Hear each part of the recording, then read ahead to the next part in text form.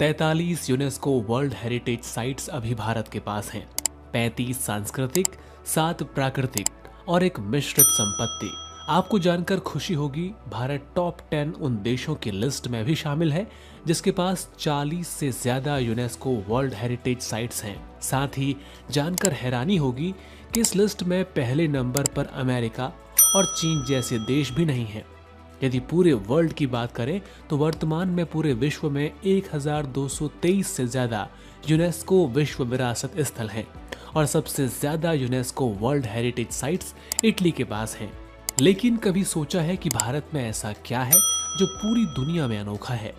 वो कौन सी जगहें हैं जो हमारे देश की विरासत को पूरी दुनिया में पहचान दिला रही हैं? क्यों पिछले 10 सालों में यूनेस्को ने भारत के कई ऐतिहासिक स्थलों को विश्व धरोहर की लिस्ट में शामिल किया है? तो चलिए इस वर्ल्ड हेरिटेज वीक में जानते हैं कैसे हमारी धरोहरें वैश्विक मान्यता पा रही हैं और हम उनसे क्या सीख सकते हैं। साथ ही जानेंगे कौन सा शहर भारत का पहला हेरिटेज सिटी बना और वो कौन सा गांव है जो यूनेस्को का पहला हेरिटेज विलेज कहलाता है।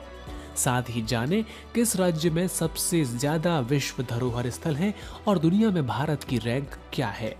भारत के पास कई ऐसी धरोहरें हैं जो पूरे विश्व में कहीं और नहीं मिलती।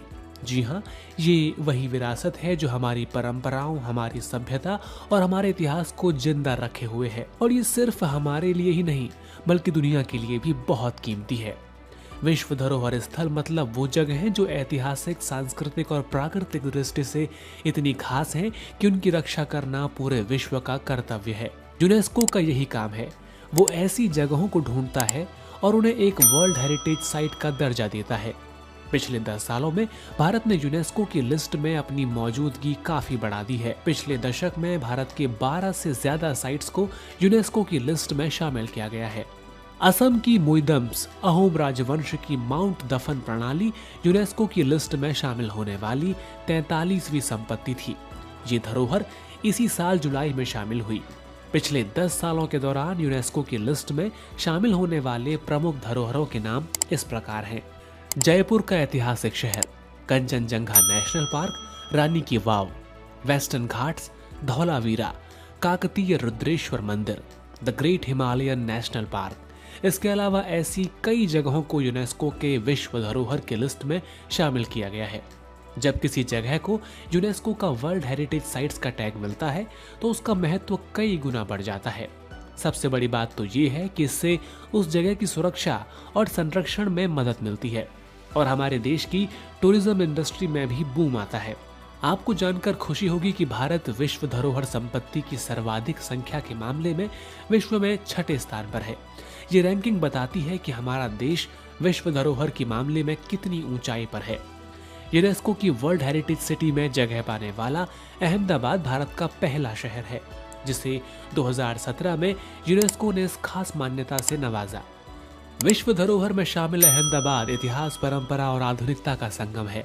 इस शहर में अगर सदियों पुरानी मस्जिदों की वास्तुकला देखने लायक है तो साबरमती नदी पर बना नया अटल ब्रिज इसका नया स्पॉट और सेल्फी पॉइंट है।